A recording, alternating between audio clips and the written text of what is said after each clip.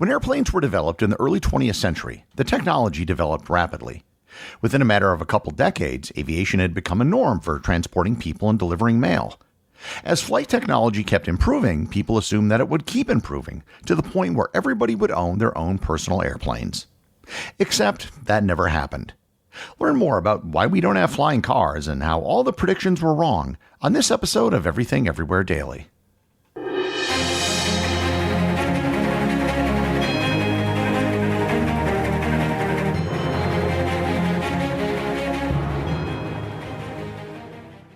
Do you suffer from chronic hip, knee, or shoulder pain? Avoid drug dependency and surgery with Downtown's Healthcare in Denver. Downtown's Healthcare offers regenerative therapies that stimulate the body's self-healing process. Call Downtown's Healthcare at 303-292-9992, now in Lowry or downtown.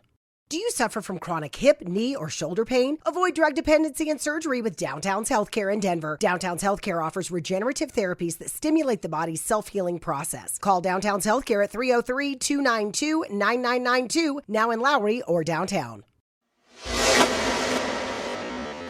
When there's a new revolutionary technology, it's natural for people to extrapolate where they think the technology will go. And this was certainly the case with airplanes and aviation. The motorized heavier-than-air aircraft was developed in 1903 by the Wright brothers. People had been working on the problem for years, but it was Orville and Wilbur Wright who finally proved the concept over the dunes of Kitty Hawk, North Carolina. Once the dam was broken and people realized that heavier-than-air flight was possible, it unleashed a torrent of innovation. Within a decade, airplanes had become safer, larger, and could fly further. Most of the advances were incremental.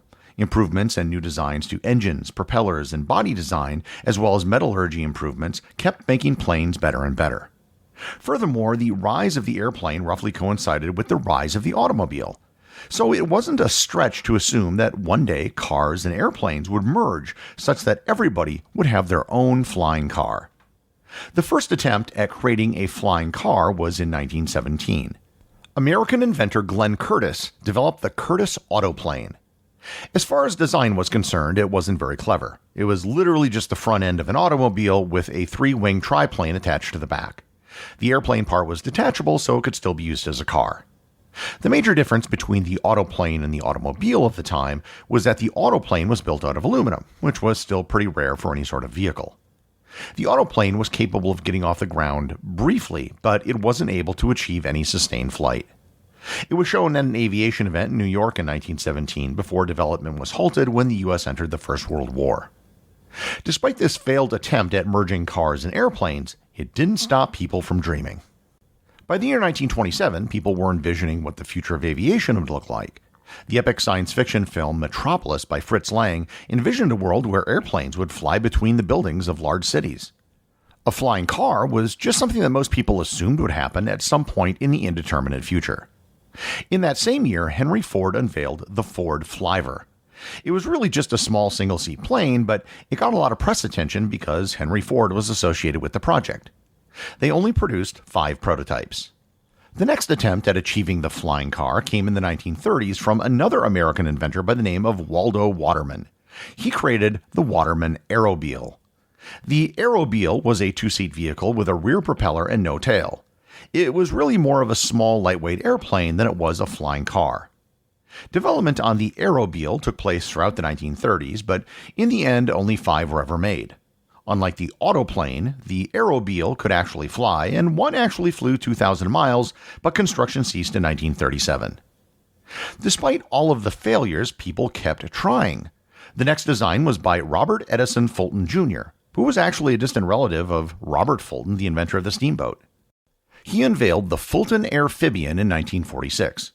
Unlike previous attempts at flying cars, rather than just merging a plane and a car together, the Airphibian had the plane part detachable like the original autoplane. It also had a detachable propeller that had to be taken on or off whenever it went from car to plane mode. 4 models were made, and some can still be found in aviation museums.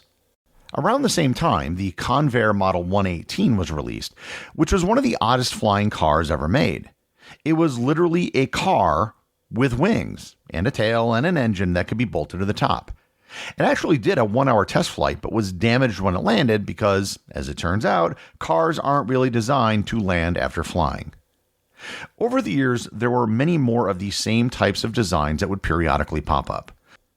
They were all chimera vehicles. They were just one part automobile and one part airplane, which were just smashed together to make a flying car. Despite the fact that some of these could actually fly, it wasn't what people wanted. The dream of a flying car wasn't about an airplane that could drive on the ground. It was about having a car that looked like a car, but could fly around in the air just as easily as you could drive a car on the ground. All of these chimera vehicles behaved like airplanes when they flew. They had wings and a propeller and required a runway for takeoff and landing. They weren't flying cars. They were just airplanes that sort of looked like cars. As science fiction advanced, it solidified exactly what the dream of a flying car was supposed to be. One of the best illustrations of flying cars was, believe it or not, the Jetsons cartoon show. Everyone in the Jetsons flew around in personal vehicles that flew. These were not vehicles that were a cross between a car and an airplane. They were just cars that flew. How exactly they flew was never quite explained, but they were car-like vehicles that just flew around in the air. Science fiction continued to expand on the idea of the flying car. It was something that almost every depiction of the future had. Blade Runner had literal cars that could just take off vertically and fly around.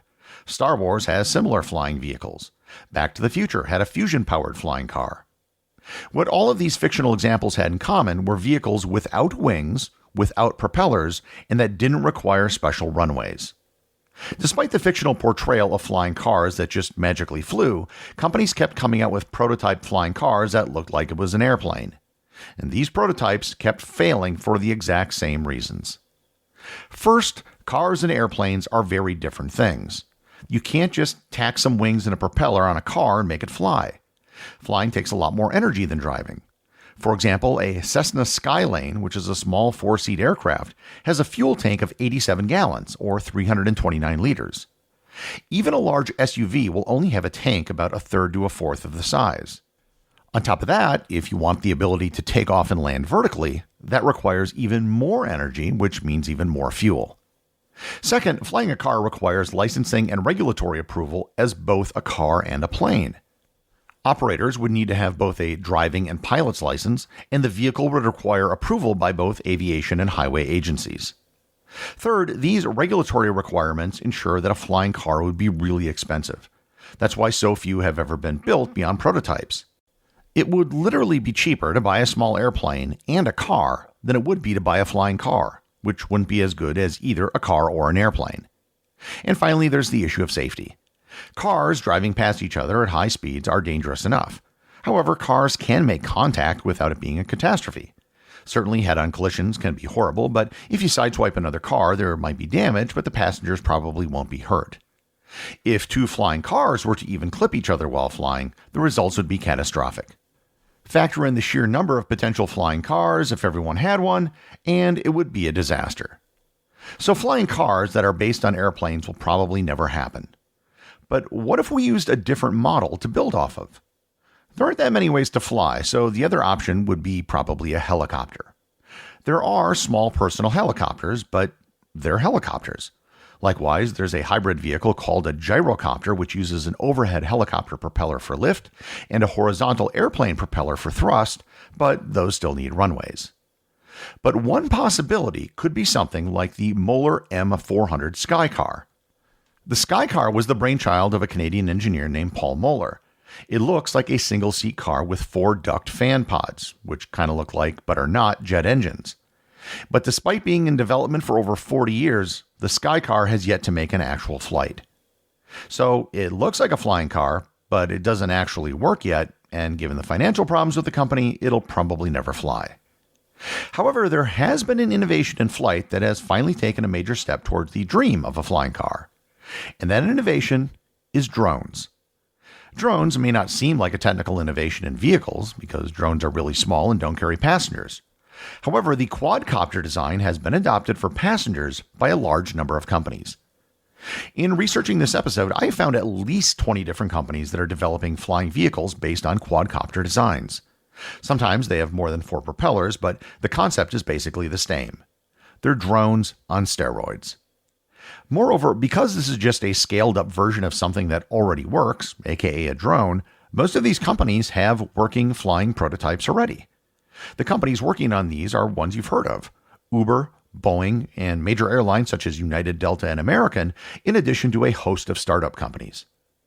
On top of these human flyable drones, there are people that have also modified the design to create a Back to the Future type hoverboard, albeit with large propellers.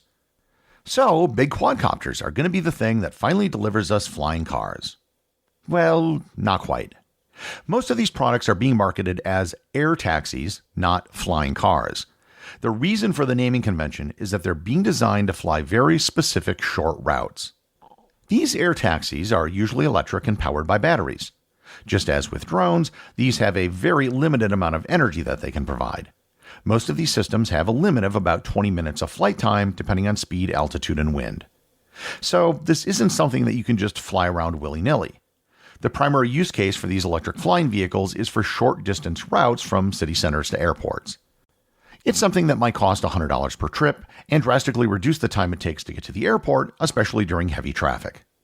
Some of these vehicles are being sold to consumers, but it's probably a very limited market. The range you can fly is so short that it really constrains how useful they can be. Might be fun to fly around for short periods, but you can't really go anywhere. Even if personal electric quadcopters go into regular use, it still isn't going to result in everyone with a flying car in their garage. While it is a big step forward, it doesn't address the issues with licensing and energy. So, unless there's a new form of energy or propulsion that's discovered, the flying car is probably going to be something that is forever out of reach. The executive producer of Everything Everywhere Daily is Charles Daniel. The associate producers are Thor, Thomsen, and Peter Bennett. I have a whole bunch of boostograms for you today. Paytar, the 2022 Booster of the Year, sent 55,555 sats and said, "Congratulations on another successful year." And on top of that, he has been generously boosting 2,222 sats every episode on the Fountain app. I've also gotten boosts from Joel W., Dave Jones, Now Science News, Top W. Cone, TNT Mom, Will M. Valenzuela, Magnotier, Trev Dev, No One Really, Violet Koala, Val Hall, One Incredible, HP Guy One Part, Defunct Mode Taylor Johnson 2792, Oscar Mary, and a whole host of people who are anonymous.